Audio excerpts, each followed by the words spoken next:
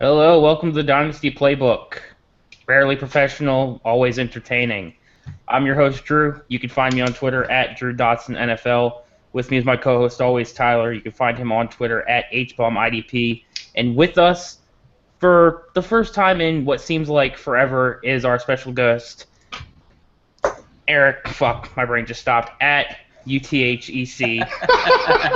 God, I'm like, your name is on the screen and I forgot. I'm like, I can't say words.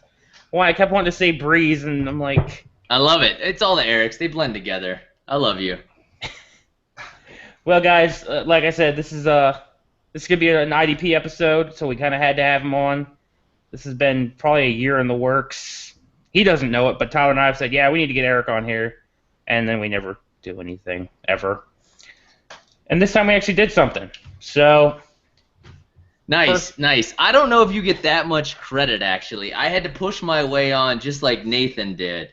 So, but I love you guys. Talk great IDP content, so I'm glad we forced the IDP-only episode. We got a ton of questions, and I think we have a number of prospects to talk about. Everything I'm excited about. So stoked to be here. Thanks, guys. Yeah, good stuff. And really, you just kind of gave us the little boost we need, because Drew and I will just hem-haw around and wait forever, and you see Voxby the other day, it's like, hey, man, let's do a show, and I'm like, let's do a show next week. I'm like, Drew, we're doing a show next week. Drew says, okay, and now Utah EC is here. We're going to IDP. This is awesome. And we got football coming, like, really soon, dudes. I can't handle it. Like, I was watching the Hulu, and they do the football, not the football, the hotel commercials with, not Matt Berry, the other bald dude. Jeez, this isn't even like sloppy. I haven't been drinking. I'm just out of my mind already, apparently. That asshole. I don't know what you're talking about. He's like, Rich Eisen. Rich Eisen. That bald asshole. And he's talking about, yeah, man, the football kickoff's coming up soon. And I'm like, holy shit, it is, isn't it? So soon, dude. So I just went on that long tangent to say, yeah, I knew it was coming too. You're already going to be deep in editing. This is fantastic. Oh, yeah, I hate... Boom. If you had to do this, Tyler, you'd have quit so long ago. Well, exactly. I mean, I'm just here for moral support. Just leave it all. No, I mean, the story goes like this. Drew's doing the podcast. He's like, hey, man, why don't you come on the podcast one time? And 65 fucking episodes later, I'm still hanging around. But I contribute almost nothing, so it really works for me. The funny part is, if this was an offense show, this would be the 65th episode. Is that right? Mm-hmm. Sweet. Yeah. Instead, this is our 5th IDP playbook, and that'll be up to 10 before the middle of the season. I'm calling it. But in case we're going to knock out some quick weekly news. I don't know if you guys heard, but Trent Richardson got cut.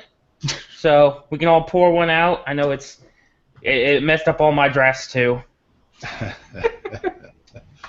But for real, we can go ahead and move on. Tyler, don't you dare start using sound effects. Sorry. Okay, let's move into our college player discussion for the week. And we're going to be covering Jabril Peppers out of Michigan. He's a safety, 6'1", 210, and he's a redshirt sophomore? I believe that's right. Yeah, I have no idea his age because I'm not the one who looked this up. And Tyler's half-ass and shit and leaving out birth dates. Tyler, I hope those tire marks on your back feel good. I'm throwing you under the bus on that. I'm okay with it. So I don't know how old he is, but he's a safety, so I really don't care anyways. I mean, obviously he's one of the better safety prospects of his class. He's no Adams, but he's extremely athletic. I love the toughness he plays with. He's got his instincts kind of, they're either just completely on point or he's just fucking running around, no idea where he's going. I watched the Penn State game. They had him playing deep a fair amount and wasn't a fan of it at all, which should be a good sign for us because if he doesn't look good playing deep, they're probably going to keep him in the box, which means more tackles, more stats, everything we want. And I don't have a whole lot to say about him, which is sad. But I'll let the smarter guys go ahead and do their thing now. EC, have at it, man. All right, man. Jabril Peppers, Michigan, 6'1", 208. He's a junior, by the way. Redshirt sophomore, basically the same thing. He's draft eligible. That's what we care about. I sat down to evaluate him as a linebacker and quickly figured out he was a safety. He's used all over the field, to be honest. He's a punter. He's used as a linebacker. He used as a safety. He plays corner nickel. I've even seen him guard the X and the Y. As you talked about, Drew, sometimes it's not as elegant, but this kid's a baller. There's just no question. And Michigan just wants to keep him on the field. They don't really care what position he plays. And this is a smart kid, too. He was a 3.9 GPA in high school. He ran the 110.52, just wicked fast. Won state that year. And he's actually fourth all-time in this state at the 200. I mean, this guy's no joke. I mean, he's close to 210 pounds. He's wicked fast. It's really easy to get excited. Every mock draft I've seen up to this point has him in the first round. The Deion Buchanan's the super easy and lazy comp here. I don't love that comp. I see this guy as a safety, maybe coming down as a nickelbacker. I think he's a real player. But Justin Higdon from Draft Breakdown kind of, trying to help us cool our jets on him a little bit, which I agree with, is that he plays so many different positions, it's a little hard to project what he's going to do in the NFL. But gosh, you got to be excited about him. It's hard to say he's not going to be a first-round pick unless he absolutely tanks this year. So, Tyler, what do you got on him, man? Yeah, I mean, the odds of him not being a first-round pick, like you said, I think they are super slim, and we could easily see this guy work his way into the top 10, which is, you're not going to see that a lot from a safety, but like you said, he's not necessarily just a safety. I mean, they can do anything they want with this guy. I mean, he can play linebacker. He can play safety. He can play nickelback. I mean, like you said, they even use him outside covering wideouts. He's just a fantastic player. I mean, the term Swiss Army knife comes to mind, and it's, it's kind of a cop-out, but that's exactly what he is. I mean, he's a multi-tool. He can do it all. So, we're always looking for these multifaceted players that are going to be on the field for 3 downs. Once this guy gets to the NFL, he's not coming off the field. He's that good. I mean, he is the real deal, and I kind of have a weird thing for safeties in IDP. I feel like I'm the only guy out there that, pounds the table for safeties, but you can get a real advantage there, especially in these leagues where we're starting 4 and sometimes 5 safeties. There's an edge to be had there, and Peppers is going to be a guy that I'm going to be looking at. I mean, he's just unreal. He's a killer. Yeah, if you're one of those sick mofos that plays in the Devi IDP leagues, then this is a guy you want to take. We were chatting before the air, and I called. He's like a good Sua Cravens. I mean, this guy. I mean, that's his absolute floor as far as draft stock goes. I mean, grab him up now. Probably if you played a Devi IDP league, you've grabbed him up a while ago. Him being good is really nothing new here. Yeah, and I love the Sua Cravens take because I've been trying. I mean, and I don't hate Sua Cravens. And you are a hater. Either. Don't even try and lie. I couldn't take it. I could not take it. Watching Sua Cravens go off the board as the first IDP in rookie drafts so many times. I just couldn't do it. I just couldn't wrap my head around it. Everybody's looking for the next Deion Buchanan. Well, by God, it's not Sua Cravens. But anyway, I digress. But yeah, Jabril Peppers is going to be a guy. I mean, when you're stockpiling your seconds and thirds and fourths in your IDP leagues, this is the kind of guy that you want to get on your radar when you're getting those picks, because that's where he's going to be, especially because the offensive talent's so disgustingly good next year. And EC was talking about it before we went on, talking about how it will push these IDPs way down the board. Yeah, if you don't play IDP, if you're listening to this just for fun to get your feet wet, play IDP this next year, because you're going to be able to get solid IDP talent super late. It's really exciting. And the thing to watch with Peppers is, where does he fall? What team does he fall to? How are they going to use him? I think that's what's really going to show his draft stock and where he goes. I mean, the kid has great gap reads. He has nice hips. I mean, his ability as a punt returner should tell you enough about his vision. He has great ball skills. I just love a lot about him. I really hope he plays like a strong safety, like a legit like cover 3 in the box, strong safety, cover 3, cover 1 type deal, and maybe he becomes like a nickel backer of a team that has terrible linebackers, like the Giants. We'll talk about them. Yes, we will. We got a little bit going on the Giants. I think we hit Peppers pretty good there. Let's move on to the questions, and we're going to start it off with a really, really, really good one. From our buddy Alex Kimball at Draft Riot on Twitter, who is criminally underfollowed. Alex is super sharp, super awesome dude. Anyway, this goes to all three of us. Having drafted in both of the NPLB leagues, I would assume that most of the people listening to us know what the NPLB is. It's the no position left behind with the crazy scoring and everything's balanced and tiered. His question is, are there any scoring changes you guys might make? I'm going to take the lead on this one because I was kind of the co-creator of this one. It was me and Breeze put this thing together, and I come from tackle-heavy background. I want everything to be tackle-heavy, and Breeze is more of a big play guy, so we just kind of threw it all out there and said, let's just balance the shit out of this thing. What changes would I make? I think I would tone down the defensive tackles a little bit. It got a little bit fluky last year where like Linval Joseph's hanging like 45 points or something one week. So that made it a little bit fluky. I think I would tone down their TFLs a little bit and overall maybe bring the TFLs down half a point. I think we nailed the defensive backs, the corners, and the safeties. I think it's perfect.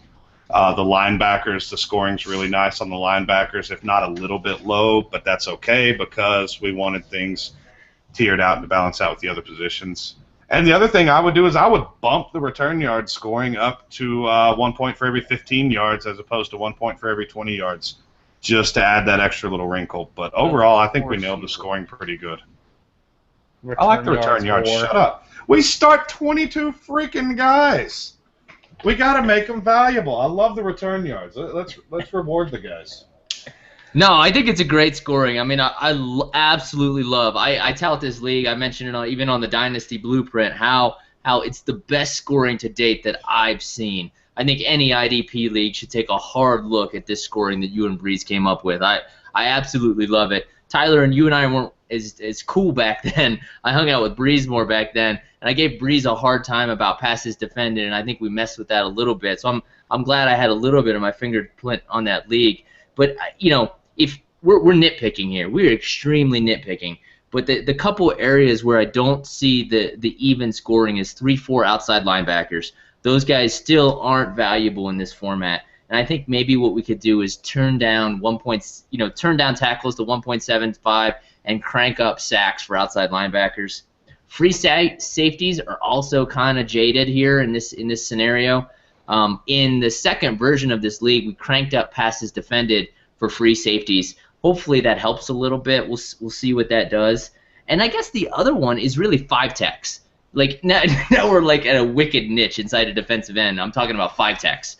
3-4 5 techs, and then 4-3 under and 4-3 over 5 techs. The guys on the side of the line that's the opposite side that you're shaded more or less.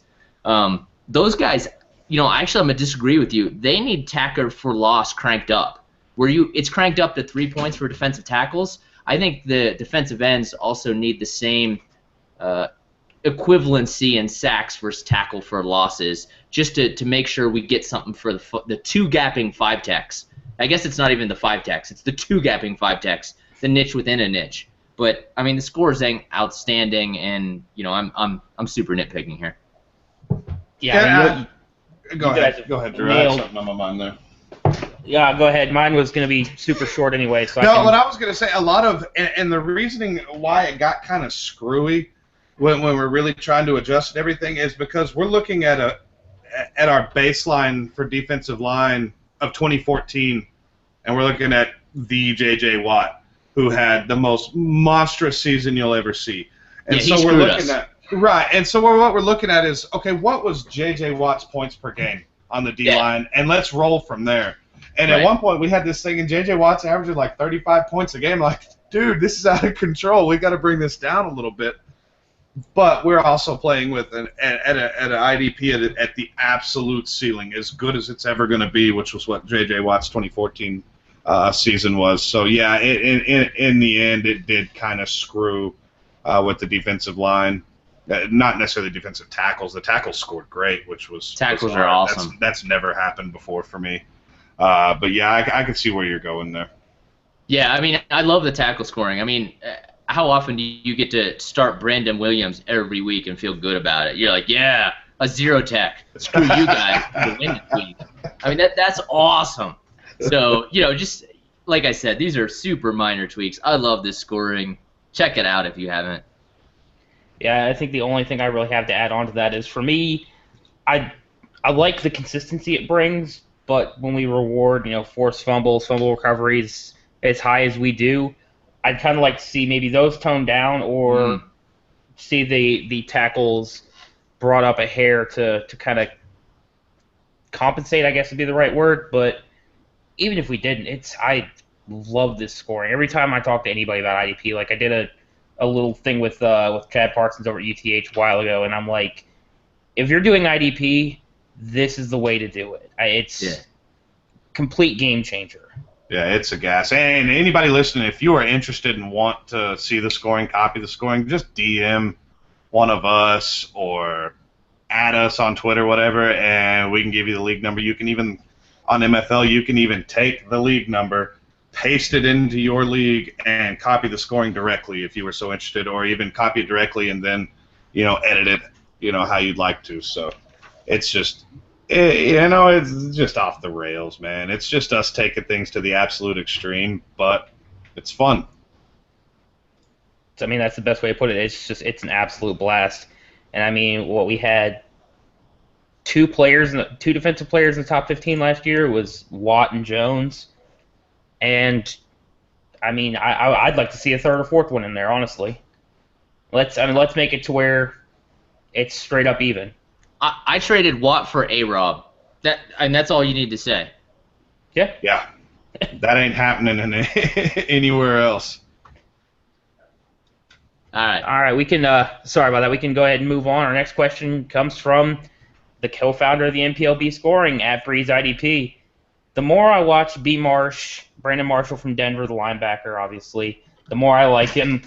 Got him as Dino LB9. Am I cray-cray?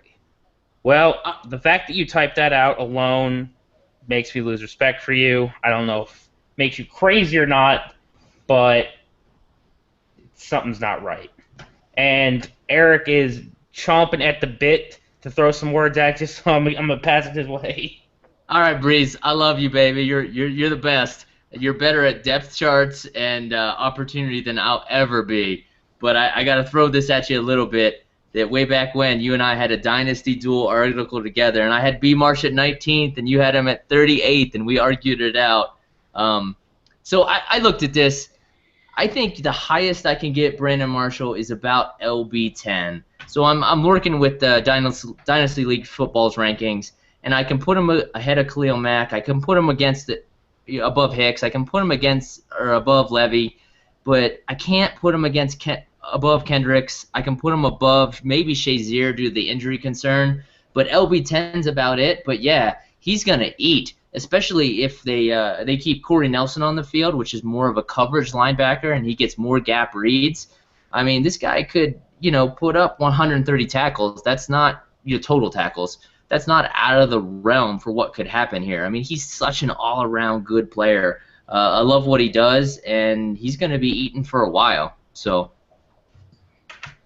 Yeah, nine's not crazy at all. I just pulled up my rankings, which are available at ffcouchcoach.com. Cheap plug. I've got him at 13. So, I mean, it's semantics. We're going between, anywhere from like LB 9, 10 to LB 15. We're just splitting hairs. So that tier is so big in that area, that as you get to the back of the LB 1s and to the top end of the LB 2s.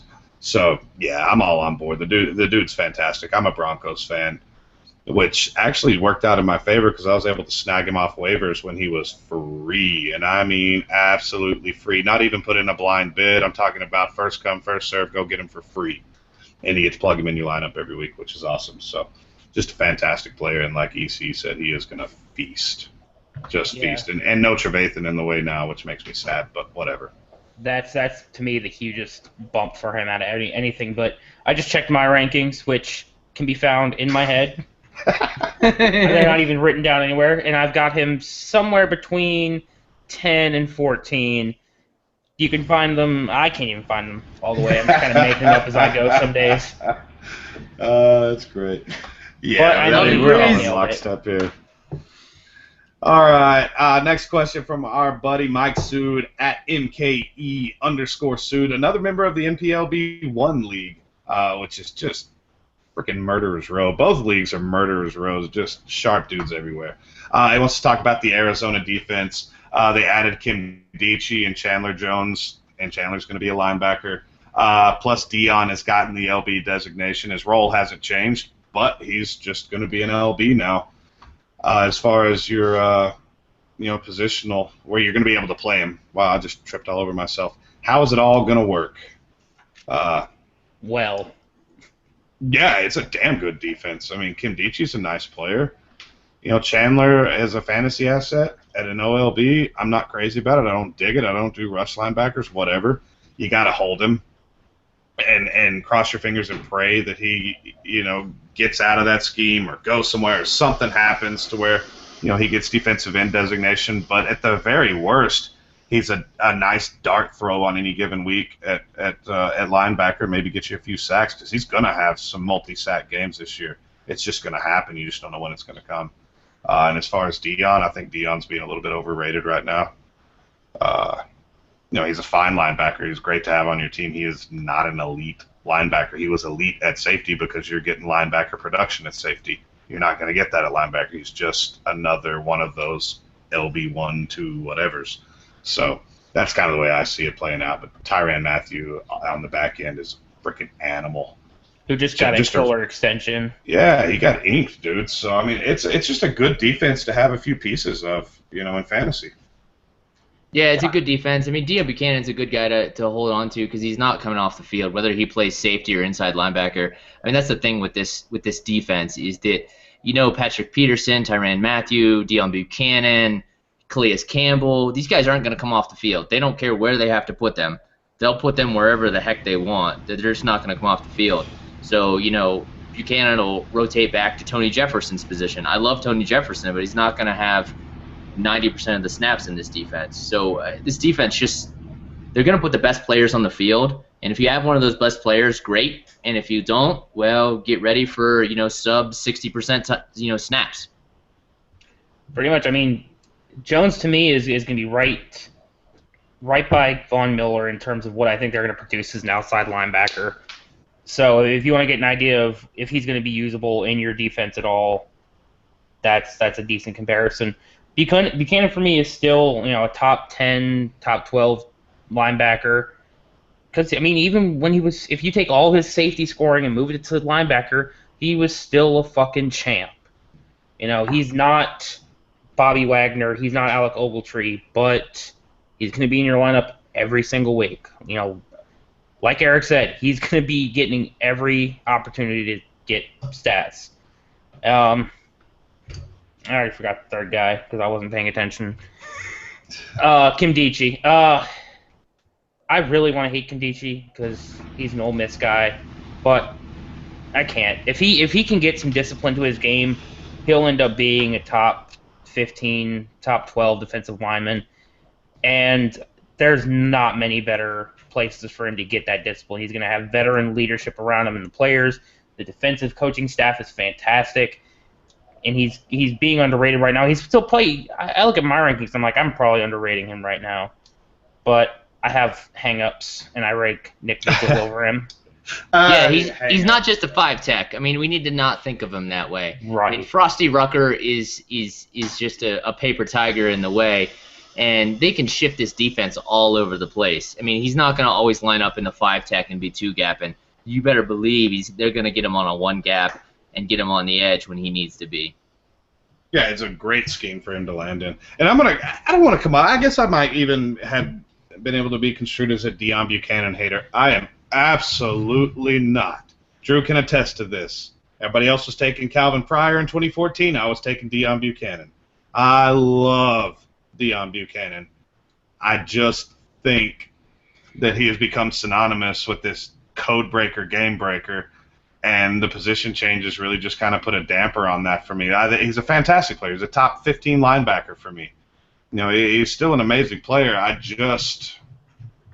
think he's getting vaulted a little bit too much, especially with that position change. It's not a good thing that he's going to be designated as a linebacker, at least on MFL. I don't play anywhere else, so I don't know if he's still got a safety designation anywhere else, but I see it as a negative. It's not the end of the world. I'm still going to pop him in my lineups at linebacker, but anyway, just wanted to clear the air on that.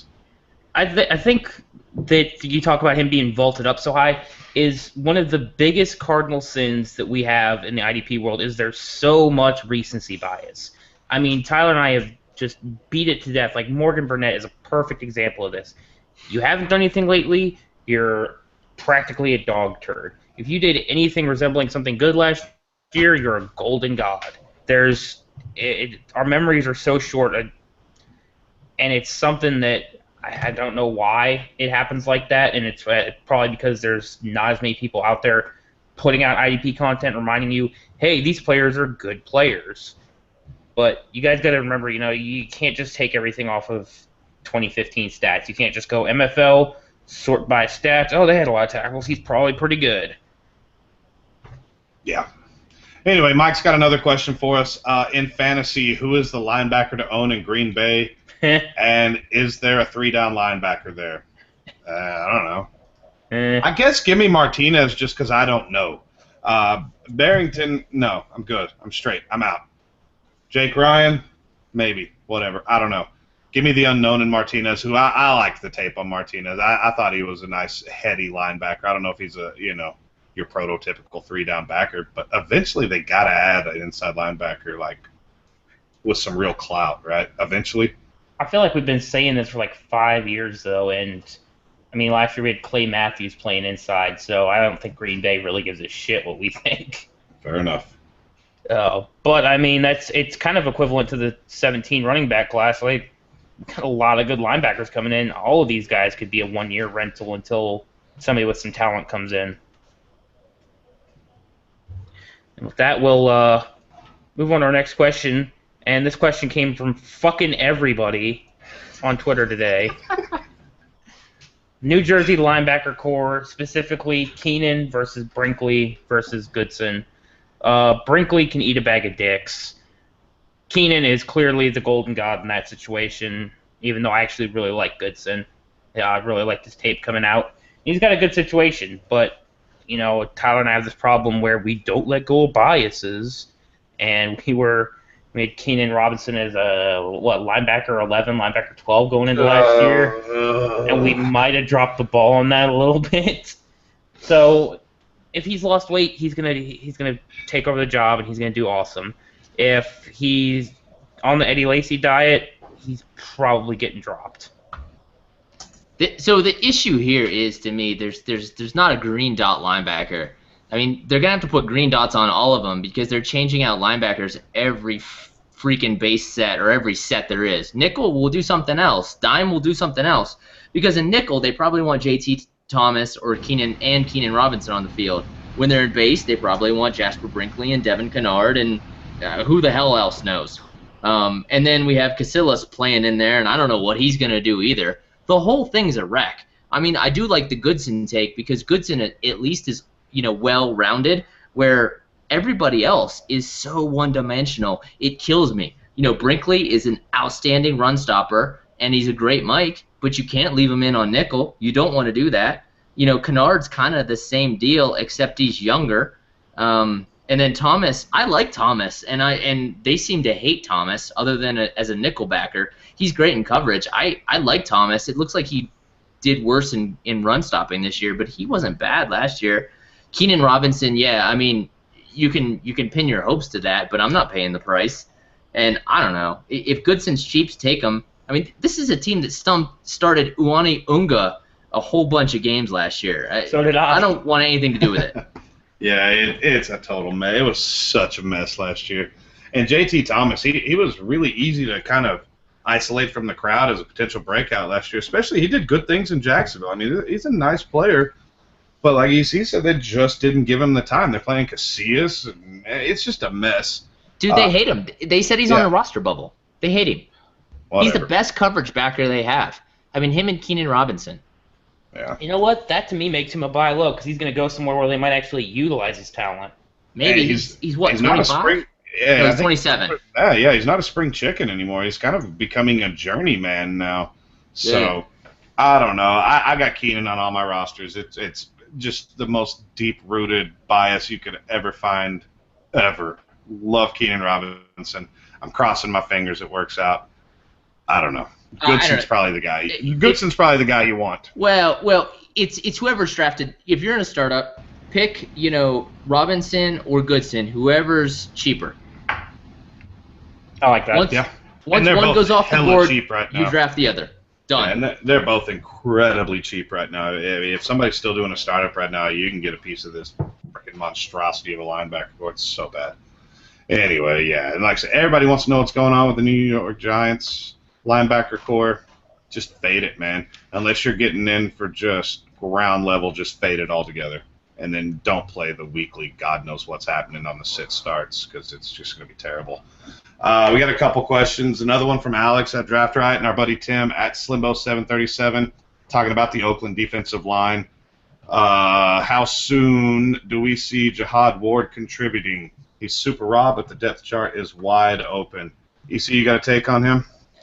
I love some Jihad Ward. If you listen to the Saturday and Sunday podcast, I gave this guy like 3 red stars from our podcast. I love him. He's super raw though, and Mario Edwards is not dead.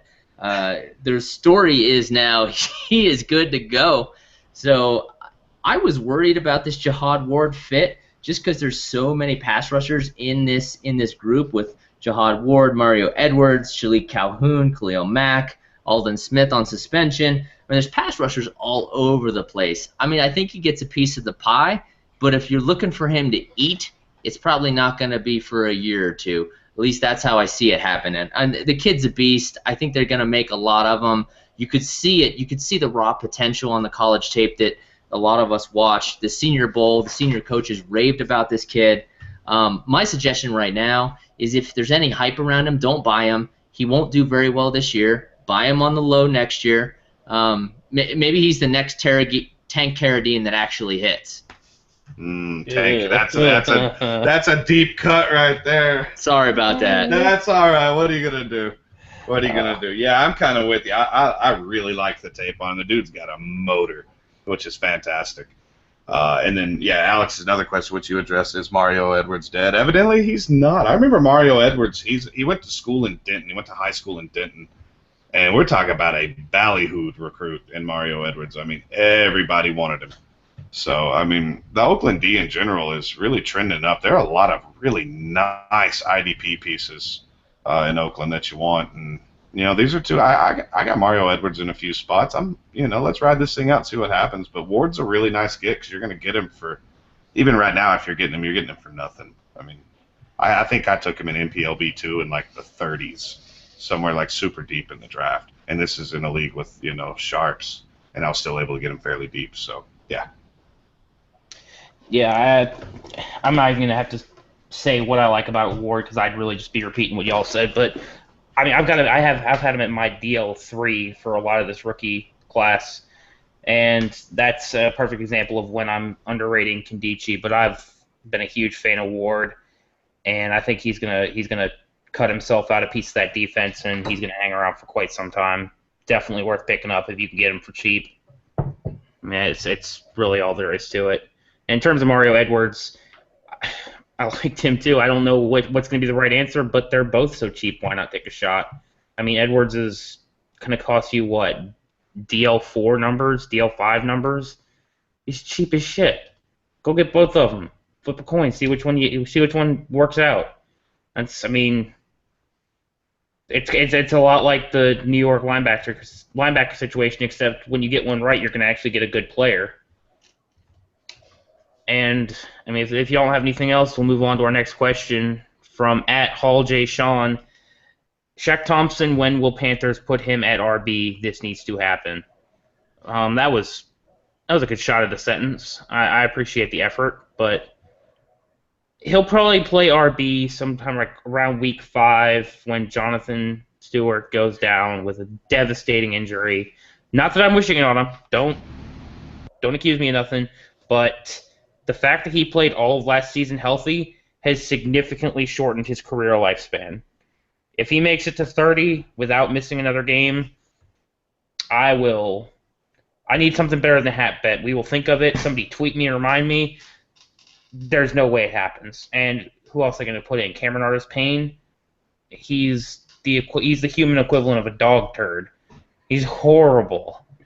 So why not? If they're not making full use of the linebacker, why not let him run the ball a little bit? I mean, between him and Cam, they could carve out some defenses, do some work. Is it going to happen? No, not at all. But I like to imagine. I like to dream. All right, it's not gonna happen. I totally agree with you, but I'd put him up on Mock Draftable just for fun. And his top comp, Carlos Hyde. Wow, from a physical standpoint. Also comps, T.J. Yeldon and our boy Marcus Lattimore. On the low side, we have David Fluellen and Storm Johnson. We know he could be an okay NFL running back, but he's an outstanding linebacker. And let me drag my soapbox for real. And everybody in the IDP community is sleeping on this kid. I mean, I get it. He's not going to put up big stats this year. Davis and Kuechly are in front of him. I get it. He's going to put up 60 tackles. I don't care. In 2 years, when he's 24, because he's 22 right now, he's going to be an LB 1 through 5. He's going to be a top 5 linebacker. Put him on your bench. Pay for him right now. I'm looking at rankings, and I'm seeing guys like Cravens, Jake Ryan, Dansby, Deion Jones, Clay Matthews, Zach Moore, Blake Martinez, and even my guy, Devondre Campbell. I love him, but they don't belong in front of a round 1 pick that went to the right scheme. Wake up, IDP community. This guy's going to eat. Yeah, there's a 33-year-old in front of him. It's fine. Just put him on the roster. My heart's beating fast right now. I love it. I love it. Love it. I'm almost peeing myself over here. It's fantastic. It's so good. I love Shaq Thompson. Yeah, EC said it all. Get him on your damn roster. There may not be a better aggressive buy right now in IDP than Shaq Thompson. And when I say aggressive, get him on your fucking roster now. He's that good. I mean, game changer. So, let's move on. Our buddy at Big Fat Bob. This is a fun question. EC's going to have a field day with this one. And Bob's been playing in a couple of Debbie IDP leagues. He wants to know some Debbie IDPs to look at. EC, do your thing. Oh, baby, Debbie IDP. That's all I look at, man. Like I'll leave it to Tyler and Drew and Breeze and my boy Waremski and Ghost and B to handle the actual fantasy stuff. But, man, I love looking at rookies. So let's just focus on off-ball IDP linebackers, and I'll just go through some grades real fast. You guys already covered them. Raekwon McMillan and Kendall Beckwith, they're at the top of my grades.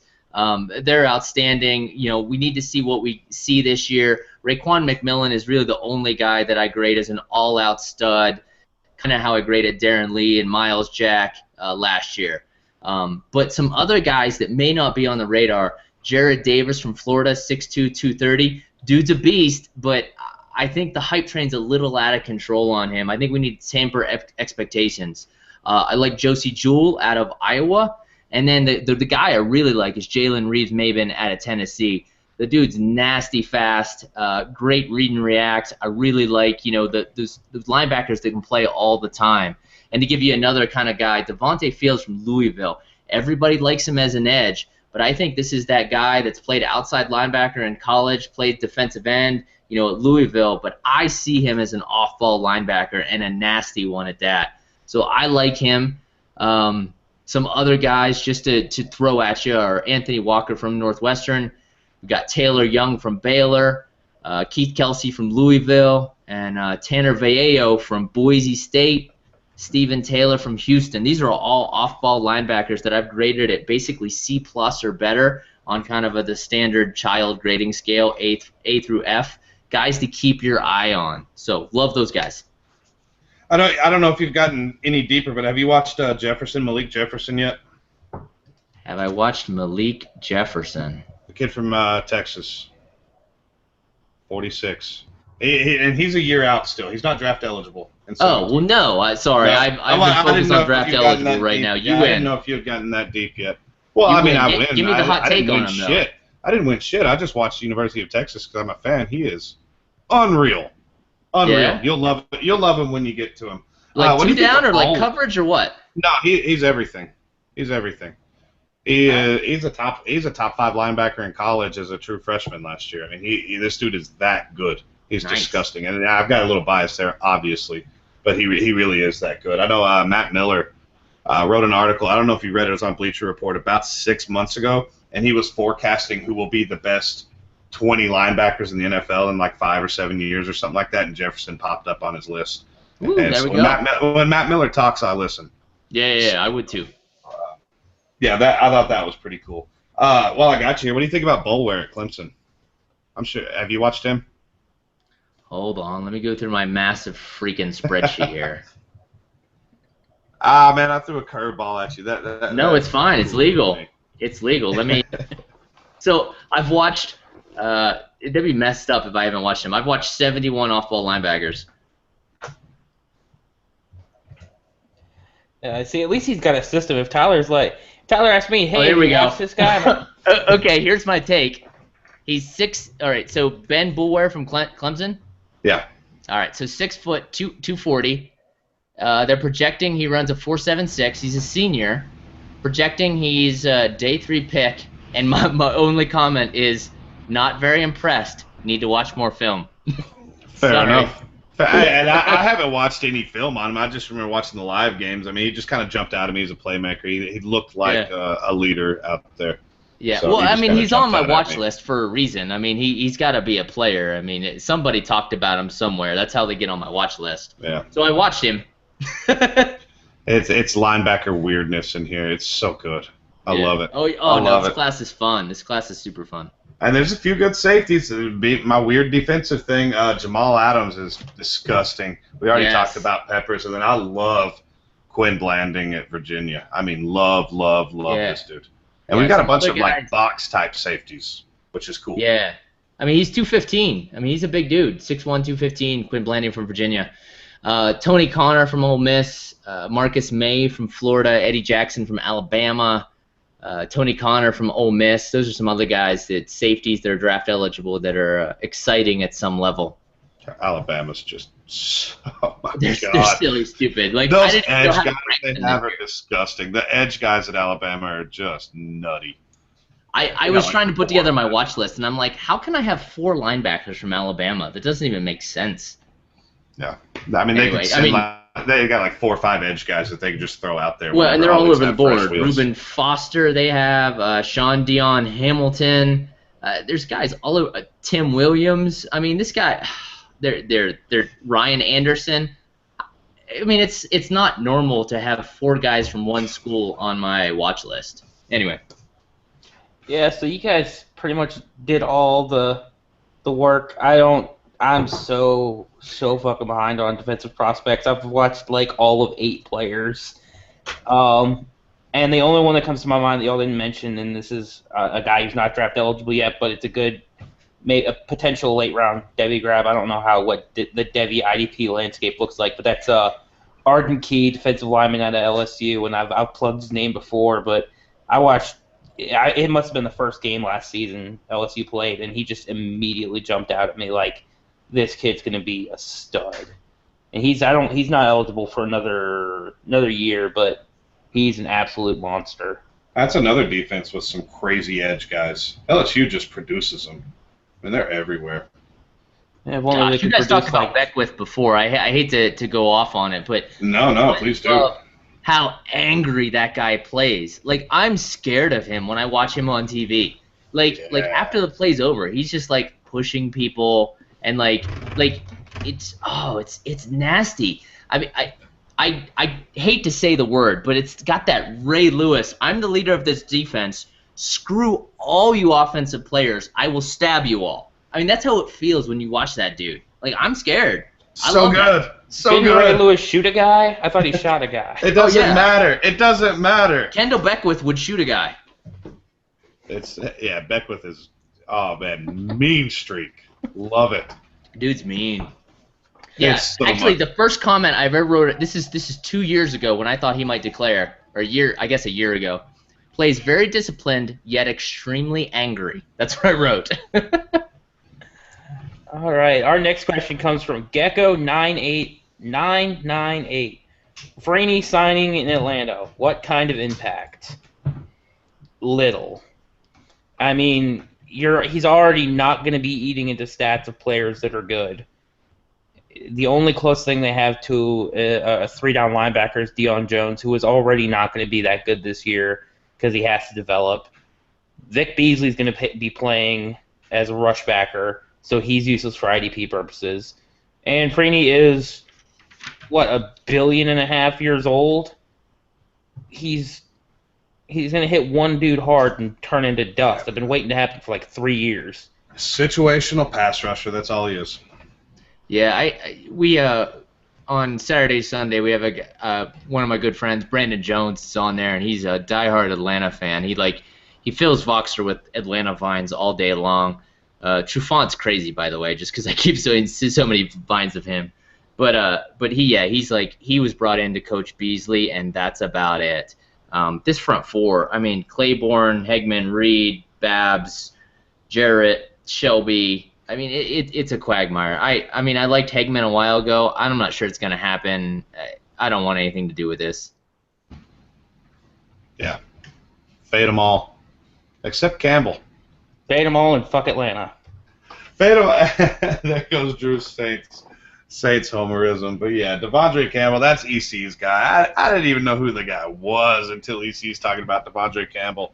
And then you go watch him and like, this dude can move. This guy's got some range. And the limbs on this cat. I mean, he is lengthy. So, I mean, I'm not sure that he's not the guy you want over Jones. Would you take him over Deion Jones, EC? Oh, yeah, I definitely would. I think I don't even know what pod it was. Maybe it was Dynasty Blueprint or Saturday, Sunday. But, yeah, I'd take Campbell over Jones, especially now. I mean, it looks like Devondre Campbell has a starting spot. And Jones is still tussling with Warlow. So, and you know, I mean, Campbell looks like McKinney. I know you don't like McKinney in coverage, but Campbell's smoother athlete. I mean, I know he's a 4th-round pick. I mean, if you liked Quan Alexander as a flyer, I mean, you gotta like Devondre Campbell, man. Yeah, watch his price. Now the price goes up. It's already been creeping up. I mean, it's just like the Jihad Ward thing. I mean, the dude's super raw. I mean, they do not know how to coach linebackers in college there. And you know, we heard at the Shrine game that he took to coaching just like boom. So I mean, this kid can play, and I think he's gonna excel. I mean, I love him late. Yeah. All right. We got a series of questions from our buddy Brian Mullins from the Couch Coach crew at Fomorians, who is really a really good IDP guy. We've gotten to know Brian over the years here, and just a super awesome guy, big supporter of the show. So we got a few questions to run through. He's got a group of linebackers. He wants to know what the ceiling on these guys is. First one, Shaq Thompson. We covered that ad nauseum. We all three think the ceiling is off the charts, sky high. The next guy's another one of EC's guys, Ben Heaney. Looks like he's got the green dot. What do you think? Sell now. I like Heaney. I mean, I like the situation. I mean, Lofton was just too old to play. I mean, Heaney takes a lot of risks. He's kind of rangy, but you know, if you haven't sold already, you could sell now or let him eat a little bit. He's going to get good stats this year, but I do not have a lot of confidence in him holding that job down long term. I mean, this is tough for me to say for a guy that I loved and I advocating taking in every draft. But now's the time. It's the peak. Yeah, I mean, his ceiling, I mean, even if he does hold on to it and doesn't, you know, and corrects the risks, I still see his ceiling is, it'll be 10 to 15. He just doesn't excite me that much. He's not that next level talent. It's more of a, you know, one of those situations there was an open hole. Yep. I'm riding it out. I'm going to ride it out. I got him for so cheap. I mean, I'm not even sure what I could get for him, but I know that I'm going to be able to plug him in my lineup now. And, I mean, his ceiling, I mean, we could really be looking at a dude getting 120, 130 tackles this year. He could be a big-time difference maker. No, I agree. I mean, he's definitely going to eat this year. There's no question. But, I mean, I get what you're saying, pinnacle. I think. Yeah, the nuance behind it is if somebody wants to value him as like a top 15, 20 linebacker and you can get, a second-round rookie pick, yeah, dish it.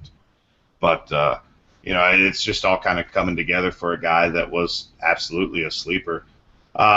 We kind of group all these other guys together, I think. Antonio Morrison, Blake Martinez, Josh Perry, and Scooby Wright. I think it's all going to be so situationally dependent. Martinez, obviously the one with the clearest depth chart situation, although I think Scooby could surprise a little bit and maybe pop in there in Cleveland because it's so bad. It's DeMario Davis and a bunch of dog turds because Kirksey's not going to do it, man. Just don't. Just don't with Christian Kirksey. I never was doing that with him, but I think Scooby could pop up.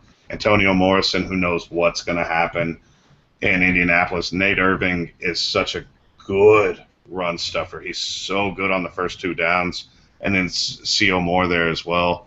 DQ's 140 years old, so Morrison's a decent hold right now.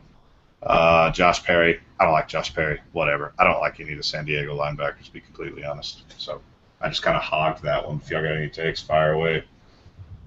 Yeah, I think pretty much all of their ceilings are completely situationally dependent, except Scooby Wright.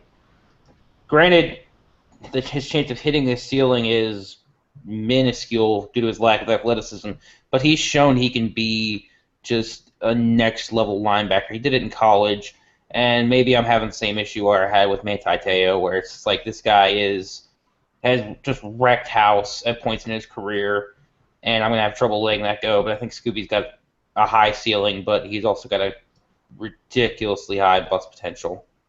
And all the rest of them they'll probably do things for a little while, and then they'll go away. I'm with you guys. All right. Next question. Since rookie cornerback, I did not read this before I copy-pasted it in here. Since rookie cornerbacks seem to render Tyler flaccid, or it could be the old age that renders me flaccid. It's both. Maybe Eric could suggest some cornerbacks to target in cornerback required leagues. All right, so I hate cornerbacks. Let's just start there. I don't hate cornerbacks. I think cornerback's an extremely hard position, and it's an extremely hard position to assess. What's really tough for us armchair web scouts is that we don't have the all-22. So it's really hard to analyze these guys. I focus on defensive tackles, defensive ends, linebackers. I can see them every play.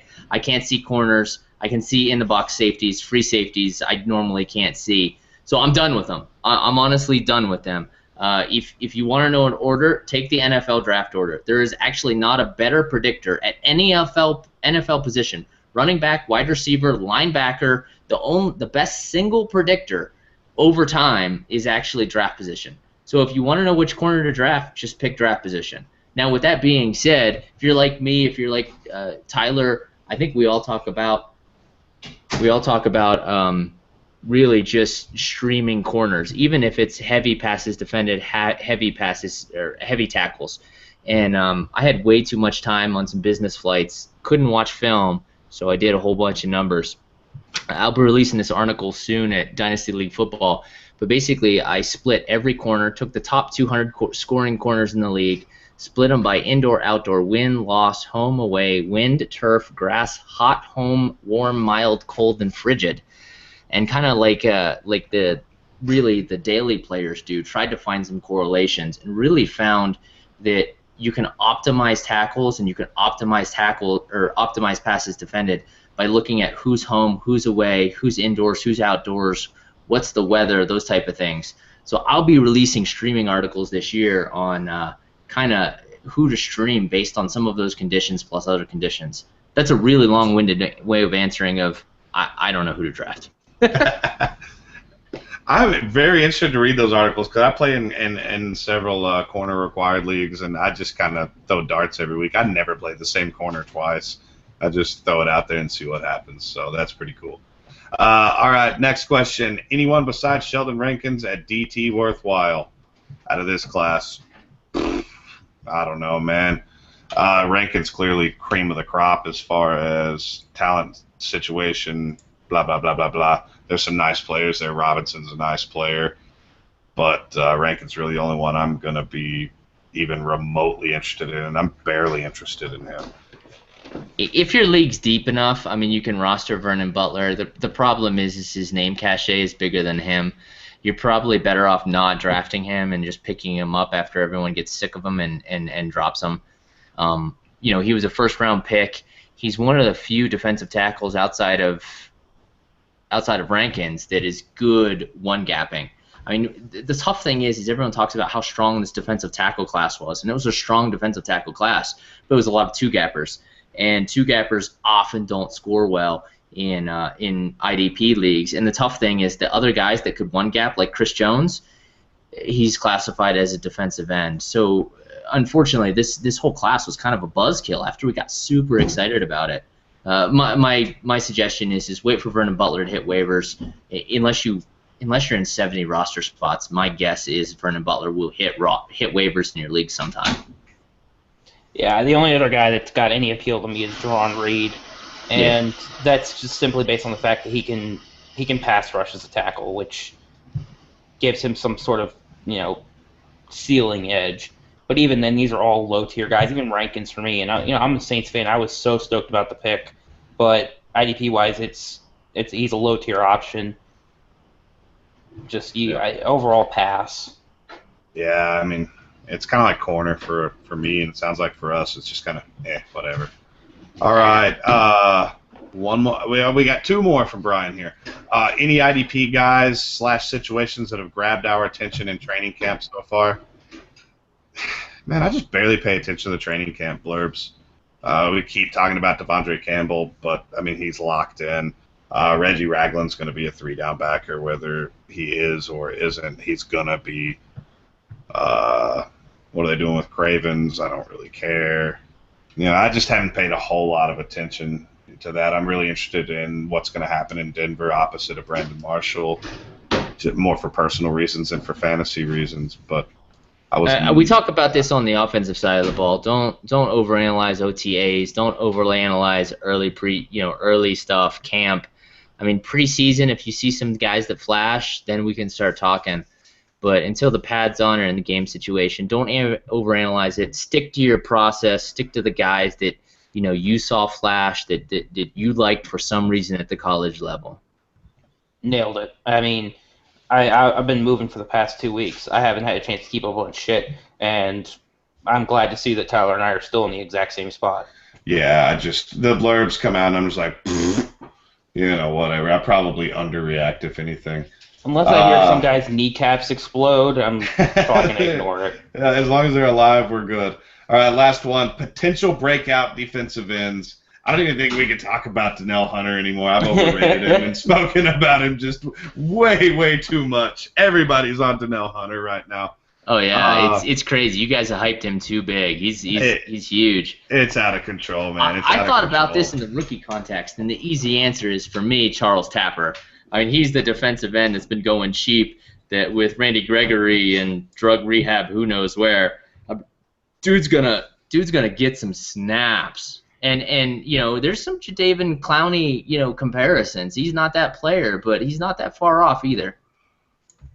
Yeah, another one for me in Denver, Derek Wolfe is quietly a really, really good football player, and they paid this dude. Malik Jackson's out, especially if you're in tackle heavy.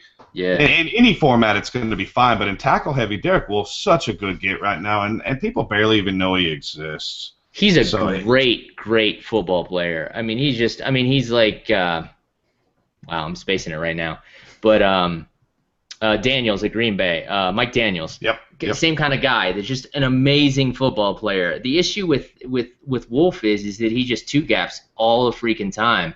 I think with Jackson gone, they might win gap him a little bit more. So yeah, I like your take, but he's an outstanding player. He really is. And then Henry Anderson, if he can ever get healthy, same get that kind of knee deal straight, there. baby. Same kind of deal there. Henry Anderson is just a man amongst boys. Oh, he was would at be Stanford, high and in he drafts. was last year. He really, If he wouldn't have torn that is ACL, fantastic. he'd be high in IDP drafts right now. He was already producing last year. Oh yeah. Before he got hurt, and you watch him in the preseason, you're like, Jesus Christ, this guy is. I mean, he literally looks like he's on a different level. He's so freaking strong. He just Nasty manhandles one-on-one Nasty blocking.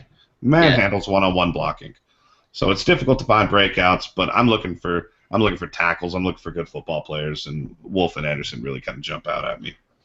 Yeah, I think the only other guy that for me is just the hype on him is just plummeted since Buckner got drafted by the 49ers, Eric Armstead. I mean, he's not an untalented player at all, but it seems like he's not getting any love in the least, and I think he's got a better chance to put up stats on the line than Buckner does this year. May very well. I mean, he's another good. I have Armstead in MPLB. Sweet. Oh yeah. I will trade you for him. In Give me A-Rob. I have in number 2. That's a little pricey. He's not J.J. Watt. He's close though. All right, man, Brian, that was awesome, dude. You really got us thinking. That was a fantastic series of questions. When I saw these coming in and he always asks the best IDP questions. But when I saw him coming in, I was like, hell yeah, this is good stuff. Yeah, it's his fault that people complain about our offense shows. Be like, I don't think you talk about offense at all that show. I'm like, that's his fault. Yeah, well, because we get talking about defense, and it's like, ooh, this is fun. All right, our next question comes from the coach at FF Couch Coach. As you guys know, I'm pretty new to IDP. In our East vs. West League, I took Ragland and Leonard Floyd in our rookie draft. 3 questions. Did I IDP good? What do you think of these 2 guys? And are you jealous? I'm going to go 50-50. Because when you drafted Ragland, you IDP'd. You took Floyd, I think you IDP'd a nice sleeper. I don't know if I'm using IDP as a verb correctly, but I'm doing my best. And am I jealous? No. Because having Ragland completely undoes any of the want I would have had with Leonard Floyd. Sorry, Coach, but I'm pissing all in your Cheerios. I don't know. Let's be objective about Reggie Ragland. He's going to put up some points. He really is. And this scoring system, it's very, very similar to MPLB. So Leonard Floyd could have some value. I think Leonard Floyd's going to be an okay player. I don't know how he's going to be on the IDP side, but Coach, you IDP'd good, buddy. And I'm always jealous of you and your super shiny bald dome. All right. Next question from my buddy at Big Perm, B313. I was lucky enough to be invited into an IDP startup full of sharks. This is in Hallam, B. Salamat, and our boy Tim Slimbo. He would love to hear our take on his first IDP startup and on the defensive side. Any suggestions we might have. He said his team is young, so he's not too worried about competing. Let's pick off some of the highlights. At defensive tackle, he's got Malcolm Brown and Hageman. Defensive end, he's got Kikaha. Pour one out for Kikaha. He's got Kim Dichie and my boy Jarrell Casey. He's got D-Law and Ziggy Ansah. That is a fantastic D-line. That is so good. The linebackers, highlights, Danny T, Michael Kendricks, Avery Williamson, Quan. He's got Tahir Whitehead, who's a pretty good little sleeper in there. The safeties, he's got Neal and Joseph. That's good enough for me. Yep. And then he's got a bunch of corners, so whatever. I also wanted to say thanks to us and Breeze for taking questions during the startup. He appreciates that. Tim did not appreciate that so much. Because I've actually kept tabs on this league when they were drafted, and Tim's like, so can y'all stop telling Perm who to take or give it? We didn't tell him who to take, but Perm's like, hey, man, what do you think about this? What do you think about that? And me and Breeze and Drew are like, yeah, man, what's going on? Do this, do that. You know, we like this guy. We don't like this guy. And at the time, I did not know that Tim was in this league until Tim made it very clear. Obvious. Tim made it very clear that he was in this startup. So I think he did a really nice job, dude. I love the D-line. Absolutely love the D-line. Safeties are a little bit rough, but I don't think Neal and Joseph are going to miss, dude. I really don't. I mean, it's within the realm of possibility for anybody to miss, but I think these two dudes are locked in, so I think he killed it, man. Yeah, my only thought is you're only 2 quarterback mandatory. I'd drop down to 3 of them, pick up another safety, increase your odds a little bit, especially considering you got Chris Conti, which is like having a wasted roster spot. Yeah, in corner required, I'm carrying exactly as many as I have to start. So. Yeah, it looks like a solid roster. You're definitely young here as far as that goes. My only, I mean, I really like the Ashawn. You mentioned Ashawn Robinson, a defensive tackle. I think Ashawn could do well this year. They're talking about playing him at 3-tech, and nobody's got a bigger ceiling than that guy, especially if you're in DT premium scoring. But I gotta say, man, you gotta sell Quan Alexander. Sell him now. I loved him as a sleeper, but it's time to go. I tweeted this out 4 months ago. And granted, I don't love PFF, but it's a reasonable way to just kind of state how kind of a guy kind of did. And our boy Quan Alexander graded lower than Warlow, Lofton, Unga, and Manti Te'o. So the sell window is now. Just do it. Yeah, we don't put much credence on PFF grades here because Nelson Aguilar is one of the worst PFF graded wide receivers, and that's still my boy. So they can all go to hell and all go to hell and die. That's fine. I mean, Quan was a great sleeper, but it's time to get No. out.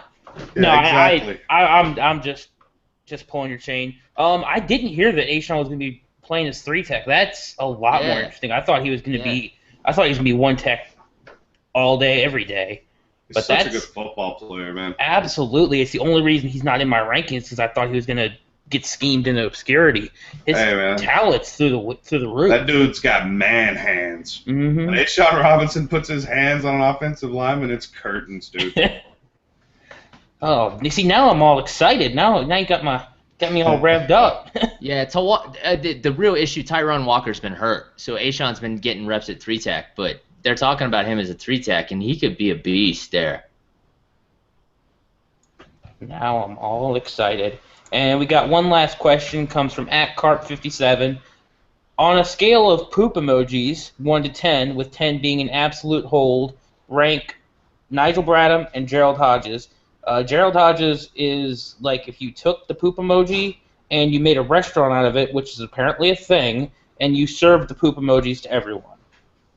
And Bradham is like, for me, he's like let's just call it a 5, because I'm like, yeah, if you got him, hold him, I guess, if you got enough roster spots, but I don't really care. Whereas some other people we know, like Bradham, do what you do. I'm not going to judge. I don't hate him, but he doesn't do it for me. I like Bradham. I mean, I hated when he signed in Philly. This is what Nigel Bradham is to me. He's like the Gerber multi-tool. Not the Gerber multi-tool. The Bass Pro Shops brand multi-tool. It's not quite as good as the Gerber. So it's got pliers, and it's got a little screwdriver, and it's got a little file. And the pliers are okay, but you'd rather have some real pliers. And, and the file's okay, but you'd rather have a real file. Nigel Bradham can do everything as a linebacker, but he's not great at anything. But he absolutely needs to be held, I believe. I mean, I'm not dropping him. No, I think he's going to score this year, but just realize what you have. I think that was a great description. You have Arthur Moats. You have A.J. Klein. I mean, an all-around linebacker who's reasonable that probably doesn't deserve a starting job in the NFL, but is a great backup linebacker. That's who he is. So that's probably like 2.5 poop emojis for me. 2.5. I love it. Carp is great. I love Hodges, though. Hodges is my boy. He's going to eat. Well, 9.75 poop emojis. I mean, they actually went out and traded for him, right? They went and acquired Gerald Hodges, and it's Navarro Bowman and they're paying him $2.58 million, and he's a free agent. I mean, the amount of motivation doesn't get any bigger than this. If he doesn't do it this year, it's over. Yeah, if you can't beat out Will Hoyt and. This is bringing up Chris and Ray Borland Armstrong. Don't forget Ray Armstrong, the table scraps from Oakland. I like Ray Armstrong. Didn't he? He played safety in college. Get out of here! I liked Ray Armstrong in college from the. All right. But yeah, Ray Armstrong I drafted him in a 14 startup. I was like, yeah, man, what's up? I remember that. But yeah, I was like, he's super raw. He's still learning how to play linebacker. It can happen. It's not happening. But yeah, Hodges. I don't know where I'm at on Hodges. He's basically not Chris Borland to me. That's who the other line inside. Well, that's it a happened. bullshit comparison. We talked about the San Francisco linebacker core, so it brought up old things for me. Hodges Right. is cheap. There's no reason not to acquire him. That team you just gave up that was named the Borlanders, the new guy took over and just wrote Borland sucks. Well, that's not cool. That's not that I'm cool. like, that's grimy but also hilarious. I was gonna name the team the Chris Borland Memorial Project, but it didn't fit. It didn't look good on the screen. That is my first time I remember Tyler getting like a deep sleeper hit, and I'm like, that was pretty hardcore, and then immediately like, nah, I'm out, and I was like, that fucking sucks. Oh man, what are you gonna do? Hey, it was a magical 6 or 8 week run there in 14. Chris Borland won me some money. All right, so that's the end of our questions, and now it's time to come to a tradition we have. Every time a guest has their first time on the show, they gotta hit us with a hard rant. And I know you already brought one, but it was mid-show, so it doesn't count. So, what's in your crawl? What's grinding your gears? Wow, I don't really have a rant. I try to be a nice guy. I love the IDP community. Everyone's wonderful. I think the fun part would be get on you guys. So I'm sick of the candy takes, okay? I love your podcast. I absolutely love it. You guys are super intelligent. I love listening to you. I don't want to listen to you about 10 minutes of candy bullshit, okay? It just kills me. I don't even know there's 27 versions of Oreos or whatever the shit you're talking about, or Mountain Dew code fuchsia. I don't give a shit. I don't. Tell me football stuff. I tune in to listen to football stuff. I can't hit the fast forward button fast enough. No more candy bullshit. We can't do that. That's our hashtag brand. I'm dying. Right. I'm dying. All right. That's so good. That's my favorite rant ever. Nathan came on and wanted. Nathan came on. Really, Nathan, it was a ruse. Nathan only wanted to come on to talk about frozen Oreos. that was his rant. And then we get the opposite end of the spectrum. It's too good. Oh, that's It's my too favorite good. rant we've ever had. That was better than some of your early rants. Some of your early rants were woo hot. Oh, I tore some people to shreds in some of those early rants, and then I'm just like, wow, I am an angry motherfucker. I need to calm down. That was fantastic. Oh my god. That between that and this whole show is just making my life better. I thought I had a rough week moving, and now I'm like, no, everything's great now. It's all good. Real life doesn't exist. Well, with that, that's going to be it. You guys have any last parting shots for us this week? And this was a blast, dude. This was a blast. It's been way too long. We're finally getting better at getting these guests on that we've been talking about for all this time getting on. So we've had too much fun. Check out EC on Twitter, at UtahEC, the Saturday to Sunday Football Podcast, which if you guys aren't listening to that podcast, you are missing out. Maddie and Paul and these dudes are freaking awesome talent evaluators. It's so much fun to listen to, and it gets us away from the fantasy a little bit and gets us into real football, which I love. It is one of the podcasts that is in my every week rotation. Yeah, thanks, man. Yeah, check me out on Twitter. Check me out wherever, Saturday, Sunday. Still a dysfunctional member of Dynasty League Football. I put my ratings up there every now and again. I obviously need to get my rankings up there every now and again as well. Check us out soon. We're going to be covering 2017 defensive prospects. We might have a guest coming on soon. And yeah, man, play IDP. Play IDP. Okay. Guys, took the words right out of my mouth. If you guys are digging the IDP Playbook stuff, let us know. Like, really, get in touch with us. Because if this is something you guys want on a more regular basis, we'll do it. But if, like, 20 dudes are going to listen and 8 of them are guys that where you could just say the same shit to on Voxer. It's not really worth the time. But if all y'all want it, we'll do it. We'll go out and get everybody. Maybe we'll even let Breeze come back and ruin our shit a little bit. Eventually, we got to get fucking Tim on here. That's the one that kills me. Tim just won't do it. He just won't do it. We had Olinger lined up a few months ago, and then the schedules didn't line up, so we got to get him on. We just need to make this a regular thing because for me, it's just more fun. Be completely, honest. All right, guys. What I want you to do, if you like the IDP Playbook, get on Twitter and tweet directly at Slimbo737, and I want you to berate this motherfucker every day. I want his entire life to be a GIF war until he decides to come on the show. This needs to happen. Like he's on the clock. Exactly. On the clock. That's like as berated as you could possibly get in our little circle. Don't you dare be on the clock for more than 5 seconds. He's being the worst. All right, guys. Thank you so much for joining us. Eric, I've had a blast tonight. I mean, hopefully we can do this again soon sometime. But this has been the Dynasty Playbook. I've been your host, Drew. You can find me on Twitter at DrewDotsonNFL. With me has been my excellent co-host, as always, Tyler. You can find him on Twitter at HBombIDP. And with us has been our banging special guest this week, Eric at Utah EC. Thanks for joining us. We'll see you again next week.